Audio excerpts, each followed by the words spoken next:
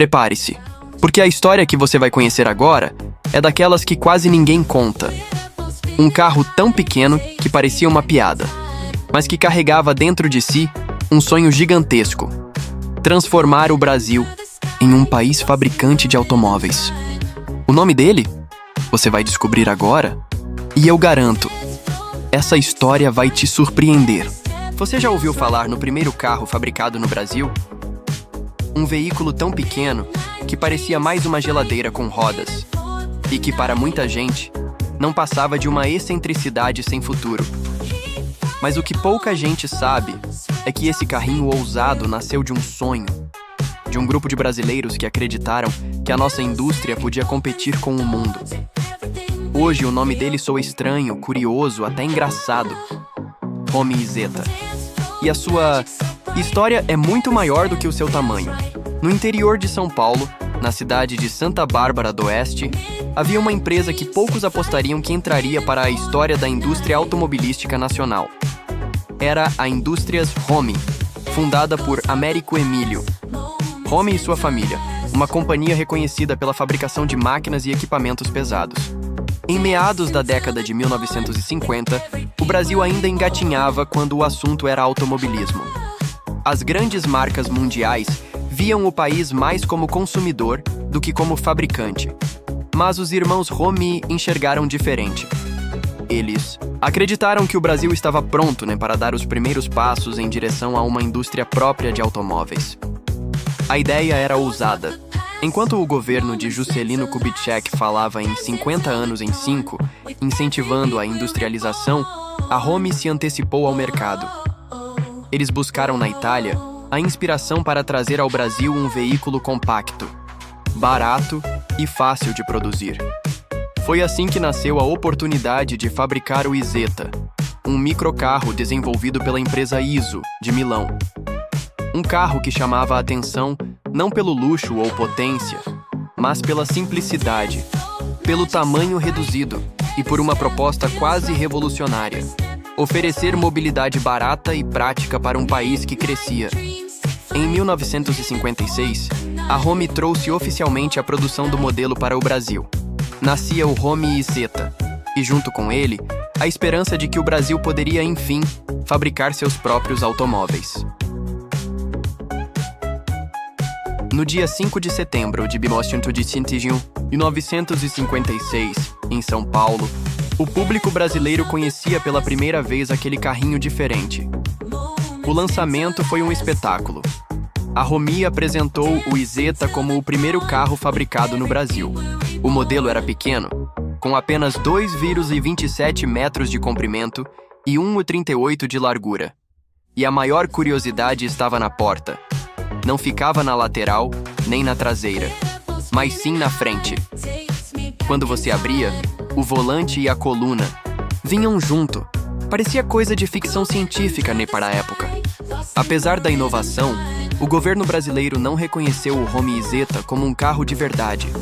Por ter só 3 rodas em algumas versões e por levar apenas 2 pessoas, o modelo não se encaixava na legislação da época. Resultado, ele não teve acesso a incentivos fiscais e não recebeu o mesmo apoio dado às grandes montadoras estrangeiras que se instalavam no Brasil. Enquanto a Volkswagen preparava o Fusca, a Willys montava Jeeps e a General Motors planejava o Chevrolet. O Homi Izeta foi tratado quase como um intruso. Um projeto brasileiro que foi ignorado no próprio país. Mesmo assim, o carrinho conquistou admiradores. Nas ruas de São Paulo e Rio de Janeiro, chamava a atenção pelo design arredondado e pelo consumo impressionante. Fazia até 25 km por litro. Com a gasolina barata da época, isso era quase um milagre econômico. Entre 1956 e 1961, cerca de 3.000 unidades foram fabricadas. Mas aos poucos, o sonho foi perdendo força. O preço não era tão acessível quanto prometido, e a falta de incentivo do governo tornou a produção inviável. Em 1961, a linha de montagem do Homi Izeta foi encerrada, e aquele que poderia ter se tornado o carro popular do Brasil foi esquecido, antes mesmo de conquistar o coração do povo. O fim da produção em 1961 parecia decretar o esquecimento do Romeo Zeta. Mas, curiosamente, quanto mais os anos passaram, mais esse pequeno carro virou lenda. Ele pode não ter sido reconhecido oficialmente como o primeiro carro nacional, mas para quem viveu a época, foi um símbolo de ousadia. A Romeo provou que o Brasil tinha capacidade de fabricar um automóvel com tecnologia própria, mesmo sem o apoio do governo. Hoje, o Romeo Zeta é considerado uma joia rara. Poucas unidades sobreviveram, e as que restaram estão espalhadas em coleções particulares, museus e encontros de carros antigos. Em qualquer evento automobilístico, basta um Zeta aparecer para roubar a cena. As pessoas correm para ver, tiram fotos e se surpreendem com aquele carrinho que parece mais uma cápsula do tempo. E quanto custaria um Romeo Zeta nos dias de hoje? Se na época seu preço girava em torno de 350 mil cruzeiros, algo próximo a 3 vezes o salário anual de um trabalhador médio. Hoje, convertido e atualizado, estaríamos falando em valores que ultrapassam facilmente os 150 mil reais a 200 mil reais, dependendo da raridade e do estado de conservação. E em leilões internacionais, há registros de modelos restaurados alcançando valores ainda maiores. Mas acima do preço, o que o Romeo Zeta carrega é uma história. A história de uma fábrica brasileira que ousou sonhar grande e entrou para a memória do país como pioneira da nossa indústria automobilística.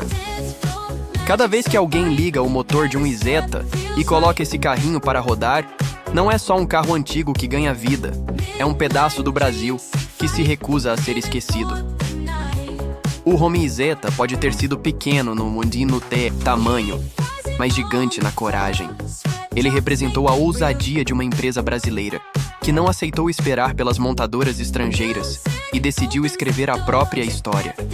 E mesmo sem apoio, mesmo sem incentivo, o Romeo Zeta provou que a criatividade e a vontade de inovar sempre encontraram espaço no coração do povo.